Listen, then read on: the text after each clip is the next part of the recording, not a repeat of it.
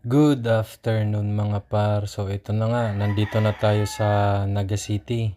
Malapit na tayo sa loop ni Sir Berhel Meneses. Medyo natagalan lang ako kasi medyo traffic sa daan. So ayan, malapit lang siya sa may SM City Naga.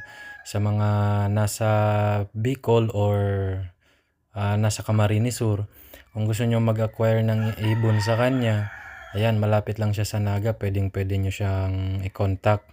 Mabait yan si Sir, talagang nagbibigay yan ng ibon na mga legit. So ayan, nandito na tayo. Bago natin kunin yung ibon, ayan, ipakita ko muna sa inyo yung stocks niya, saka yung mga breeders niya ng kompleto. Bali hindi pa siya nakapaglinis, pasensya na kayo. Naabutan ko siya late na. Ayan mga kalapards, bago ko kunin yung aking ibon, ipakita ko muna sa inyo yung parents ng aking ibon. So ito nga pala, Razo bird to. Sabi niya sa akin, speed bird din daw to. Isa din to sa kinocross niya sa Jansen para mag-produce ng mga pulling winners niya, ng mga panglaro niya. Napakagandang ibon, napalkon nga lang, sabi niya sa akin. Buting araw at nakauwi pa. At eto naman mga pards, yung kanyang signature na bloodline, Jansen Arindong. Talagang ito yung pinaka best niya na ibon dito na speedbird.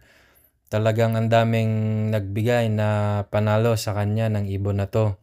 May dalawang motor, tapos pulling winner pa, lahat-lahat. Medyo matapang nga lang, hindi ko na hinawakan. At eto naman mga kalapards, yung aking ibon. Wow na wow, napakaganda. Sana magmana siya sa kanyang parents. Yun lang mga kalapards. Bye!